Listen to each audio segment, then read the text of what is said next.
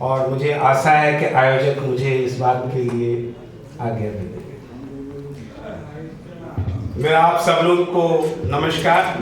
उसका के लागू पाए बलिहारी गुरु आपने जिन गोविंद दियो बता। द्रोणाचार्य जैसे महान गुरु की प्रतिभा तो अर्जुन बना ही देती है, लेकिन उसकी प्रतिमा भी पैदा कर देती एकलव्य है गुरु के ज्ञान का प्रभाव। धन्यवाद सर। पर गुरु दक्षिणा में एकलव्य का अंगूठा लेना घृणा की निशानी है। द्रोणाचार्य पहले भी थे, द्रोणाचार्य आज भी। पर आज देश को राजगुरु द्रोणाचार्य जैसे गुरु की नहीं, जिन्होंने जानबूझकर कर्ण और एकलव्य को सिखाने से मना कर दिया, बल्कि आज गुरु वाल्मीकि जैसे गुरु की जरूरत है, जिन्होंने अजनबी त्यागी मां सीता के बच्चों को भी सिखा दिया। या फिर महर्षि गौतम जैसे गुरुओं की आवश्यकता है, जिन्होंने ज्वाला के अज्ञात कुल के पुत्र को सत्य काम नाम दिया। मेरा मानना है यदि इस देश में जिस दिन शिक्षा और शिक्षकों की गुणवत्ता सुधर जाएगी, उस दिन मैं नहीं समझता हूं हमारे लिए पुलिस और मिलिट्री की भी जरूरत पड़ेगी। क्योंकि मैं देखता हूं अभी आप बैठे हुए थे ट्रैफिक वालों, मैं 25 साल से सड़क सुरक्षा अभियान के ऊपर अपना कार्यक्रम करता रहता हूं और मैंने अपनी आंखों से देखा है पुलिस वाला सर एक व्यक्ति को गाड़ी में धक्का दे के रोक रहा है और वो गाड़ी नहीं रोक रहा। आज हम लोग इतने पढ़ गए, 75 साल में इतने शिक्षित हो गए, हमें पुलिस वालों को ये बताना पड़ता है कि लाल बत्ती पर हमें रुकना चाहिए। इससे ज्यादा अशिक्षित समाज कहां हो सकता हो? और जिस देश में इतना अशिक्षित समाज होगा, उस देश को आप कैसे कह सकते हो कि बहुत जल्दी विकसित होगा और हमारा देश विश्व गुरु बनेगा? ये सब सोचने की बात है। पहले ज्ञान का अर्जन। मैं आपको तालियों के लिए नहीं कह रहा हूं कि आप हमारे लिए बजाइए, लेकिन मैं ये जरूर कहूंगा कि आप विचारों के लिए बजाइए। उसका कारण है कि यदि आप जैसे लोग इन विचारों के ऊपर चिंतन नहीं करेंगे, तो क्या आप वो सोच सकते हैं जो सोच ही नहीं सकते, वो क्या चिंता करेंगे? चिंता और चिंतन सिर्फ संवेदनशील व्यक्ति कर सकता। और आप सब लोग यहाँ पे बैठे हुए हैं, मैं इस बात से बिल्कुल सहमत हूँ कि आप समाज के प्रति चिंतित भी हैं और उसके लिए चिंतन भी करते हैं। और इसलिए नहीं कि आपकी कही हुई बातें, आज जैसा कि शोएब ने कहा हुआ था, ये लोग यहाँ पे 100 लोग नहीं देखेंगे, ये लाखों लोग इस कार्यक्रम को देखेंगे। वो आज देखें, कल देखें, 10 साल बाद देखें। उसी के उद्देश्य से मैं सब ये बातें यहाँ पे कर रहा हूँ। पहले ज्ञान का अर्जन माध्यम वाणी ही था। हजारों साल पहले सिखाने का अधिकार व्यक्ति पे था, जिससे ज्ञान का प्रचार और प्रसार सीमित था। आज जो चाहे अपनी लगन और अध्ययन से कोई भी ज्ञान प्राप्त कर सकता है और उच्चतम स्तर की उन्नति कर सकता है। शिक्षा और पुस्तकों का महत्व तो हमारे बहुत से ज्ञानी और राजनेताओं और समाज के बहुत से प्रबुद्ध लोगों ने समझा, पर जितना शिक्षा के महत्व पे और अधिकार को डॉक्टर अंबेडकर ने समझा, उतना किसी ने नहीं। क्योंकि उन्होंने मंत्र दिया, शिक्षित बनो, संगठित रहो, संघर्ष करो। जिन्होंने पहला शिक्षित बनो का मंत्र मान लिया, आज उनको दूसरे मंत्रों की आवश्यकता नहीं है। मैंने एक कविता लिखी, मैं कहूंगा कि आदमी की पहचान काम से होनी चाहिए, जैसा कि मैंने इस कविता लिखी है जिसका शीर्षक है पहचान।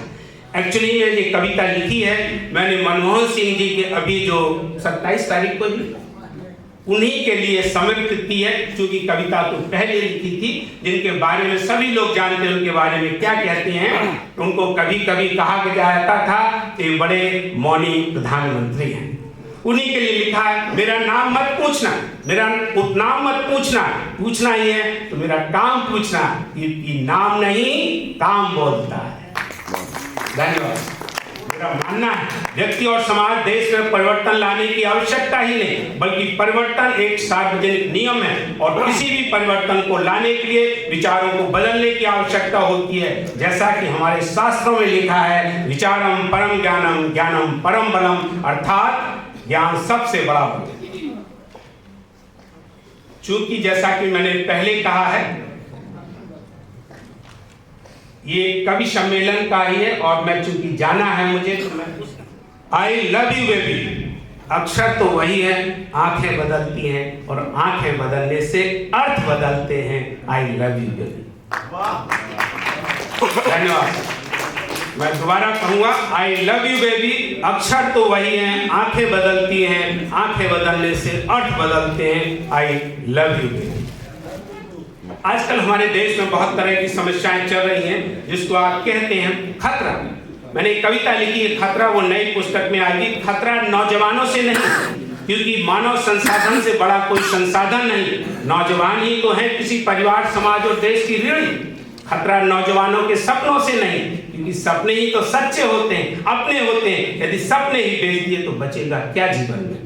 खतरा नशे से नहीं, क्योंकि यदि कोई नशा नहीं करता तो मैं तो उसको आदमी ही नहीं मानता। यदि कोई नशा नहीं करता तो मैं उसको आदमी ही नहीं मानता मैं तो। लेकिन नशा करो, नशा अच्छा करो, जिससे आपका भला हो, आपके परिवार का भला हो, अंततः समाज का भला हो और राष्ट्र का भला हो। धन्यवाद। यह मैं अनुमान से नहीं, अनुभव से कह रहा हूं, क्योंकि अनुभव से बड़ी कोई पाठशाला नहीं।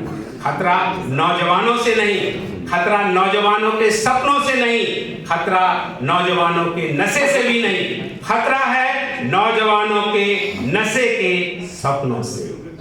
खतरा है नौजवानों के नशे के सपनों से। क्योंकि हम लोगों को बहुत सी चीजें ऐसी सोचती हैं, क्योंकि मैं समय और ले लाऊंगा, 2 मिनट आपके और लूंगा, हो सकता 3 मिनट। एक कविता लिखी इसके बारे में, सोचिए सांप का उत्तर। बहुत से लोगों ने इसके बारे में पढ़ा होगा।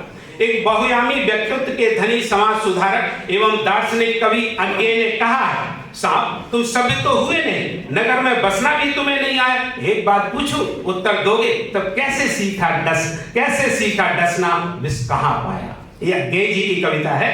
सांप तुम सभ्य तो हुए नहीं, नगर में बसना तुम्हें नहीं आया। एक बात पूछूं, उत्तर दोगे तब कैसे सीखा डसना, विष कहाँ पाया। सांप ने उत्तर दिया, एक दिन प्रातः विचरण के लिए जंगल से शहर में गया था।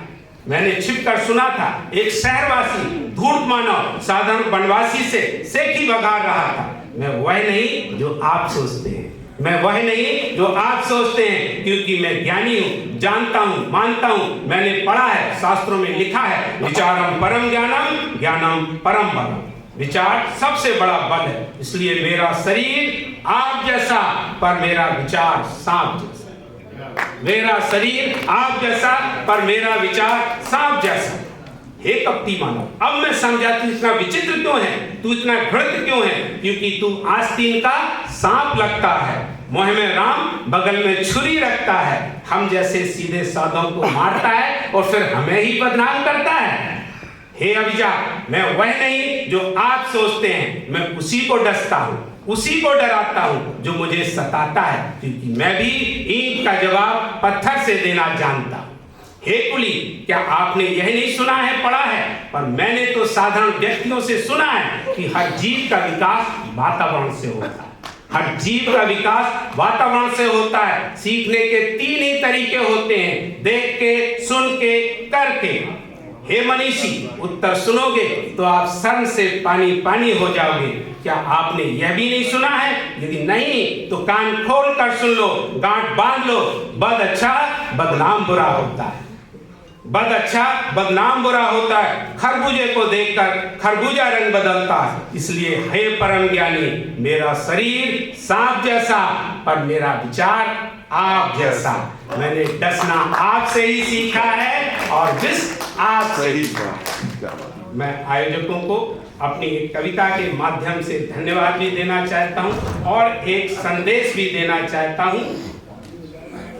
सपने हमारे और आपके, यह कविता क्रिया नहीं बल्कि प्रतिक्रिया है। एक कवि कहते हैं, कैसे कटती उनकी रातें जो सपने नहीं देखते।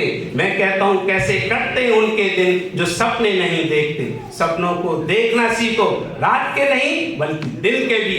रात के सपने तो अनायास आ जाते हैं, लेकिन दिन के सपनों को तो बुलाना पड़ता है। रात के सपने कम ही पूरे होते हैं, दिन के अधिकांशता। कवि कहते हैं, सपने होते हैं आकाश की तरह अनंत, क्षितिज की तरह अजनबी। मैं कहता हूं, अनंत को भी तो नापा जा सकता है, जैसा हमारे वैज्ञानिकों ने नापा और पहुंच गए मंगल तक। अजनबी को भी तो बनाया जा सकता है अपना, जैसा हमारे पूर्वजों ने बनाया। हम सब की तरह वह भी तो मिलने से पहले अजनबी ही रहे होंगे, लेकिन मिलने के बाद मंत्र दिया, वसुधैव कुटुंबकम, जिसका मतलब है पूरी दुनिया एक परिवार है। कहते हैं वे अपने सपने बेच दो, उनकी तरह मैं भी परेशान हूँ। क्या खरीदूंगा अपने सपने बेचकर? सपने ही तो सच्चे होते हैं, अपने होते हैं। यदि सपने ही बेच दिए तो बचेगा क्या जीवन में? सपने ही तो आधार है हमारे आपके जीवन के। इन सपनों की नींव पर तो आज ये इमारत खड़ी है हमारी और आपकी। जैसे जैसे सपने बढ़ते हैं वैसे वैसे जीवन बढ़ता है। मैं तो कहूंगा सपनों को बुनो, पालो, पोसो, बढ़ाओ अपनी पूरी लगन और मेहनत से।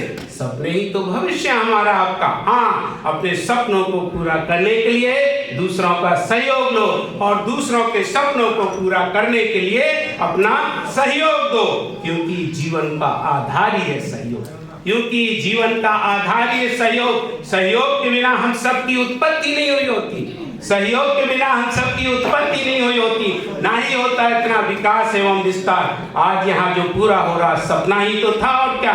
हमारे सपनों को संवारने के लिए आपको धन्यवाद और आपके सपनों को संवारने के लिए हमारी शुभकामनाएं। मैं आपको यूपी टुडे को और आप जो काम कर रहे हैं वो सराहनीय भी है, अतुलनीय है। और जैसा शोएब ने कहा है, मुझे पूरा भरोसा है आज आपका कार्य जो भी हो रहा है, कल हमारी शुभकामनाएं हैं, दिन दूनी रात चौगनी आप तरक्की करें, आपकी संस्था करें। धन्यवाद।